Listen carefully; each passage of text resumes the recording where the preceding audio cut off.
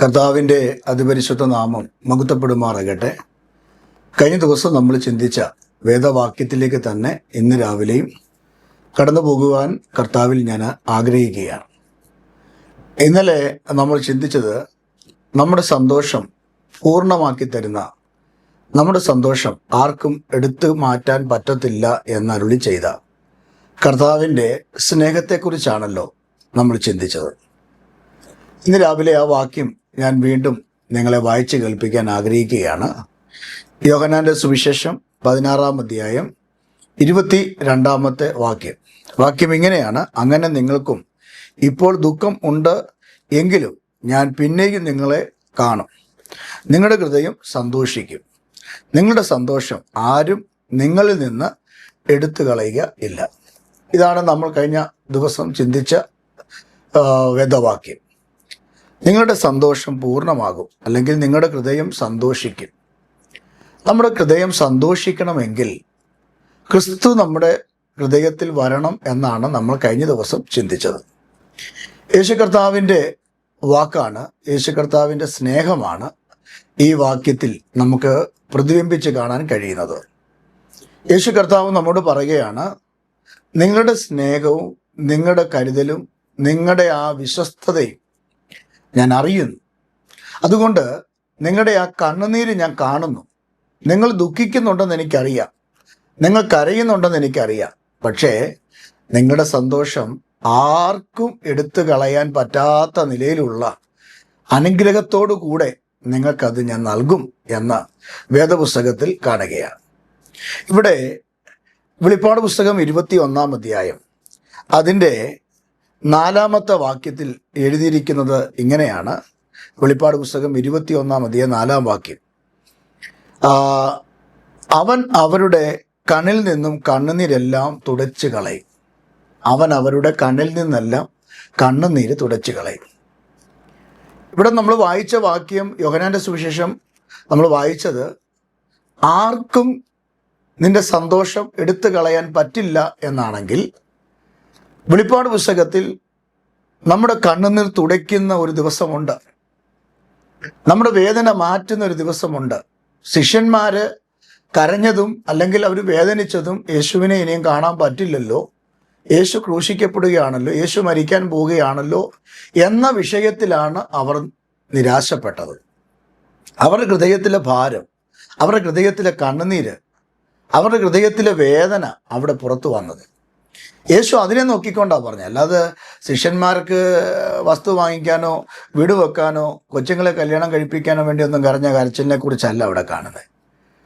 നിത്യതയിൽ കർത്താവുമായിട്ടുള്ള ബന്ധത്തിൽ യേശുവിനെ ഇനി എനിക്ക് കാണാൻ പറ്റുമോ, ക്രിസ്തു മരിക്കുകയാണ് എന്നുള്ള ഒരു വേർപാടിൻ്റെ ദുഃഖം, ഒരു നഷ്ടബോധം അവരുടെ ഉള്ളിൽ വന്നപ്പോഴാണ് അവർ എന്ത് ചെയ്യുന്നത്, കരയുന്നത്. എന്നാൽ കർത്താവ് പറയുകയാണ്, ഞാൻ വീണ്ടും നിങ്ങളുടെ അടുക്കൽ വരും, നിങ്ങളുടെ ഹൃദയത്തിൽ സന്തോഷം ഉണ്ടാകും. ആ സന്തോഷം ഒരിക്കലും ഒരു മനുഷ്യനും എടുത്തു കളയാൻ പറ്റാത്ത നിലയിൽ ഞാനത് ആനന്ദകരമാക്കുമെന്ന് യേശു കർത്താവ് പറയുകയാണ്. ഞാൻ വെളിപ്പാട് പുസ്തകത്തിൽ വായിക്കുകയാണ്, അവൻ അവരുടെ കണ്ണിൽ നിന്ന്, അവൻ യേശു ക്രിസ്തു, അവരുടെ നമ്മളുടെ ഓരോരുത്തരുടെയും. അപ്പം യേശു നമ്മുടെ കണ്ണിൽ നിന്ന് കണ്ണുനീർ എല്ലാം തുടച്ച് നീക്കും. വെളിപ്പാട് പുസ്തകത്തിൽ പറയുക, എൻ്റെ പ്രിയപ്പെട്ടവരെ, ഇന്ന് നിങ്ങൾ കരയുന്ന ആ കണ്ണുനീരുണ്ടല്ലോ, ഇന്ന് നിങ്ങൾ നിലവിളിക്കുന്ന നിലവിളിയുണ്ടല്ലോ, നിങ്ങൾ ഭാരപ്പെടുന്ന വിഷയമുണ്ടല്ലോ, ആ വിഷയത്തിന് കണ്ണുനീർ തുടയ്ക്കുന്ന ഒരു ദിവസമുണ്ട്. നിങ്ങളെ സ്നേഹിക്കുന്ന ഒരു ദിവസമുണ്ട്. നിങ്ങൾ ക്ഷീണിച്ചു പോകാതെ ഇരിക്കാൻ കർത്താവിൻ്റെ കൃപ നിങ്ങളിലേക്ക് വ്യാപരിക്കുകയാണ്. അതുകൊണ്ട് നിങ്ങൾ ഒരിക്കലും ഇന്ന് രാവിലെ ഭാരപ്പെടരുത്. കണ്ണുനീർ തുടയ്ക്കുന്ന ഒരു ദൈവം നിനക്കുണ്ടെന്ന് വിശ്വസിക്കുക. യേശു എൻ്റെ കണ്ണുനീർ തുടയ്ക്കുമ്പോൾ എൻ്റെ സ്ഥിതികൾക്കെല്ലാം വ്യത്യാസം വരുമെന്നും എൻ്റെ കർത്താവ് എൻ്റെ സാഹചര്യങ്ങൾക്ക് മാറ്റം വരുത്തുമെന്നും പൂർണ്ണമായ ഒരു ഉറപ്പുണ്ടായിരിക്കണം. പഴയ നിയമത്തിലേക്ക് വരുമ്പോൾ യെശയ്യാവിൻ്റെ പുസ്തകം 35-ാം അധ്യായം അതിൻ്റെ 10-ാമത്തെ വാക്യത്തിൽ യഹോവയായ ദൈവം അരുളി ചെയ്ത കാര്യം ഇവിടെ കാണുന്നുണ്ട്. അങ്ങനെ യഹോവയാൽ വീണ്ടെടുക്കപ്പെട്ടവർ മടങ്ങി ഉല്ലാസഘോഷത്തോടെ സിയോനിലേക്ക് വരും. കണ്ടോ, യഹോവയാൽ വീണ്ടെടുക്കപ്പെട്ടവർ, നിങ്ങൾ ദൈവത്താൽ വീണ്ടെടുക്കപ്പെട്ടവരാണെങ്കിൽ നഷ്ടപ്പെട്ടു പോയ നന്മയിലേക്കും നഷ്ടപ്പെട്ടു പോയ ദൈവകൃപയിലേക്കും നഷ്ടപ്പെട്ടു പോയ നിങ്ങളുടെ സകല മേഖലകളിലേക്കും ദൈവം നിങ്ങളെ മടക്കി വരുത്തും. എങ്ങനെയാണ് ദൈവം നിങ്ങളെ മടക്കി വരുത്തുന്നത്? അവിടെ എഴുതിയിട്ടുണ്ട്, ഉല്ലാസഘോഷത്തോടെ ദൈവം മടക്കി വരുത്തും. ഉല്ലാസഘോഷത്തോടെ ദൈവം നിങ്ങളെ മടക്കി വരുത്തിയാൽ ആ സന്തോഷത്തിൽ നിന്ന് നിങ്ങളെ പിന്തിരിപ്പിക്കുവാൻ, നിങ്ങളുടെ സന്തോഷം നിങ്ങളിൽ നിന്ന് എടുത്തു കളയുവാൻ പിന്നെ ഒരു ശക്തിക്ക് ഇവിടെ കഴിയത്തില്ല. അതുകൊണ്ട് വേദപുസ്തകത്തിൽ വായിക്കുകയാണ്, ആ സന്തോഷം എങ്ങനെയായിരിക്കും? വചനം വായിക്കുന്നു, നിത്യാനന്ദം അവരുടെ തലമേൽ ഉണ്ടായിരിക്കും. നിത്യാനന്ദം, ആനന്ദം ഉണ്ടായിരിക്കുമെന്നല്ല അവിടെ എഴുതിയിരിക്കുന്നത്. നിത്യാനന്ദം എന്ന് പറഞ്ഞാൽ എന്താണ്? നിത്യമായ ആനന്ദം, ആർക്കും പറിച്ചെടുക്കാൻ കഴിയാത്ത, യോഹന്നാന്റെ സുവിശേഷത്തിൽ യേശു കർത്താവ് പറഞ്ഞതുപോലെ, ആർക്കും പറിച്ചെടുക്കാൻ കഴിയാത്ത, മുടങ്ങിപ്പോകാത്ത, പാതി വഴിയിൽ നിന്നു പോകാത്ത, നഷ്ടപ്പെട്ടു പോകാത്ത ഒരു നിത്യാനന്ദം, നിത്യമായൊരു ആനന്ദം ദൈവം നിങ്ങൾക്ക് തരും, നിങ്ങളെ ദൈവം മടക്കി വരുത്തിയിട്ട്. ഇന്ന് രാവിലെ നിങ്ങൾ ശ്രദ്ധിക്കുക, അവർ ആനന്ദവും സന്തോഷവും പ്രാപിക്കും, ദുഃഖവും നെടുവീർപ്പും ഓടിപ്പോകും. ഇന്ന് രാവിലെ പരിശുദ്ധാത്മാവിൽ പ്രിയപ്പെട്ടവരോട് പറയുകയാണ്, നിങ്ങളുടെ ദുഃഖവും നെടുവീർപ്പും ഓടിപ്പോകും. അവൻ അവരുടെ കണ്ണുനീരെല്ലാം തുടയ്ക്കും. ജീവിതത്തിൽ ഒത്തിരി പ്രതിസന്ധികളും വേദനകളും കടന്നു വരുമ്പോൾ അതിനകത്ത് ദൈവത്തിൻ്റെ ഒരു പദ്ധതി വെളിപ്പെടുകയാണ്. അങ്ങനെയാണ് ഇന്ന് രാവിലെ പരിശുദ്ധാത്മാവിൻ്റെ ശക്തിയോടെ എൻ്റെ പ്രിയപ്പെട്ട ജനത്തോട് ഞാൻ ദൂത് കൈമാറുകയാണ്.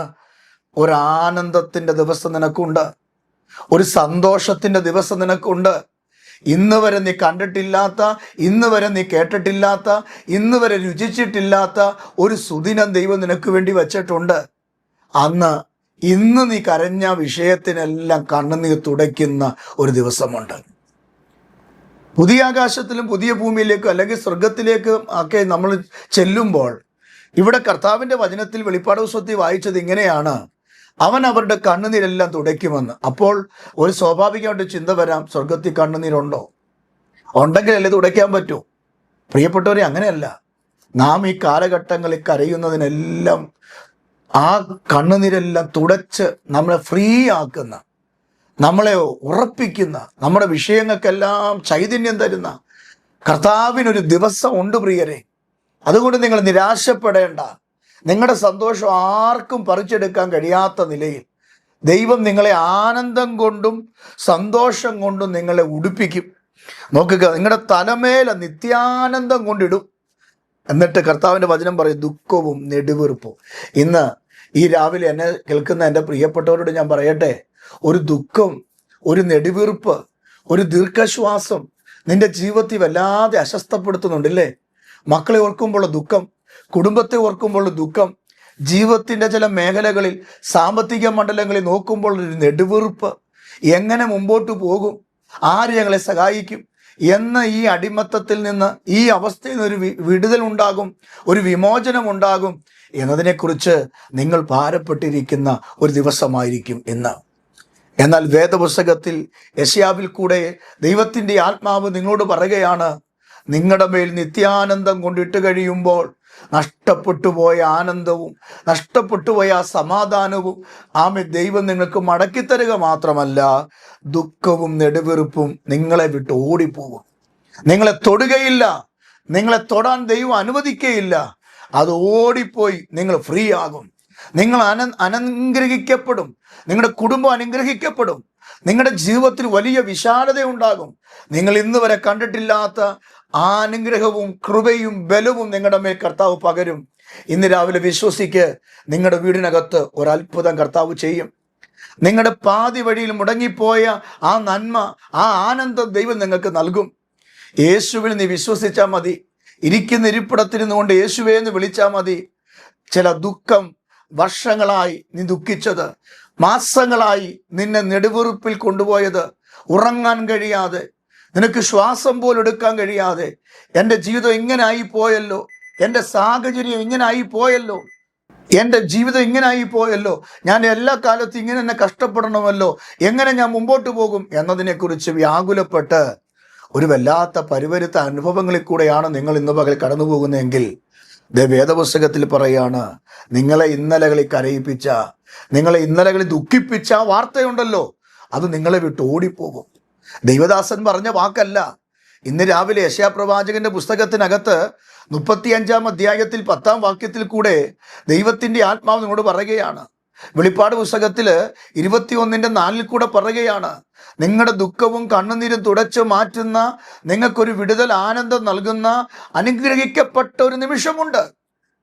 ആ നിമിഷത്തിനായി നിങ്ങൾ കാത്തിരുന്നാൽ മതി. ദൈവം നിങ്ങളുടെ ജീവിതത്തിൽ സന്തോഷം ഉടിപ്പിക്കും. അതുകൊണ്ട് പ്രിയപ്പെട്ടവരോട് ഇന്നലെ ഞാൻ പറഞ്ഞതിൻ്റെ ബാക്കി ഭാഗമായി ഇന്ന് രാവിലെ ഞാൻ നിങ്ങളോട് പറയുകയാണ്, ദൈവത്തിൻ്റെ ആത്മാവ് നിങ്ങളോട് പറയുകയാണ്, നിങ്ങളുടെ സന്തോഷം നിങ്ങളുടെ ഹൃദയത്തിൽ ഉണ്ടാകും. ആ സന്തോഷത്തെ ഇനി ഒരു മനുഷ്യർക്കും പിടിച്ചു പറിക്കാൻ, നഷ്ടപ്പെടുത്താൻ പറ്റില്ല. കാരണം നിങ്ങൾ ദൈവത്തിൻ്റെ കയ്യിൽ സുരക്ഷിതരാണ്. അങ്ങനെങ്കിൽ ഞാൻ നിങ്ങൾക്ക് പ്രാർത്ഥിക്കട്ടെ. ഇന്ന് രാവിലെ ഈ സന്ദേശം നിങ്ങൾക്ക് അനുഗ്രഹമാകുന്നെങ്കിൽ മറ്റുള്ളവർക്ക് നിങ്ങൾ ഷെയർ ചെയ്യണം കേട്ടോ. എല്ലാ ദിവസവും 6 മണിക്ക് ഇതേപോണക്കുള്ള ചെറിയ സന്ദേശങ്ങൾ കേട്ട് നിങ്ങളുടെ ജീവിതം ആരംഭിക്കണം കേട്ടോ. അന്നത്തെ ദിവസം നിങ്ങളുടെ ജീവിതത്തിൽ ഒരു അനുഗ്രഹമായിരിക്കും. സന്തോഷമില്ലാത്തവർ, ദുഃഖത്തിൽ കൂടെ പോകുന്നവർ, നെടുവീർപ്പിൽ കൂടെ കടന്നു പോകുന്നവർ ഇന്ന് രാവിലെ എന്നെ കേൾക്കുന്നെങ്കിൽ എൻ്റെ കൂടെ ചേർന്ന് പ്രാർത്ഥിക്ക്. ഞാൻ നിങ്ങൾക്ക് വേണ്ടി ഒരു വാക്ക് പ്രാർത്ഥിക്കാം. കർത്താവെ, ഞങ്ങളെ കേൾപ്പിച്ച നല്ല ദൂതിനായി സ്തോത്രം. അവിടുത്തെ ആലോചനയ്ക്കായി സ്തോത്രം. അവിടുത്തെ ശക്തിക്കായി സ്തോത്രം. ഞങ്ങളെ ആനന്ദം കൊണ്ടും അഭിഷേകം കൊണ്ടും ഞങ്ങളെ മറയ്ക്കുകയും ഞങ്ങളെ ബലപ്പെടുത്തുകയും ചെയ്യുന്ന ദൈവത്തിൻ്റെ സ്നേഹത്തിനായി സ്തോത്രം. ഞങ്ങളുടെ സന്തോഷം ആർക്കും എടുക്കാൻ പറ്റില്ല.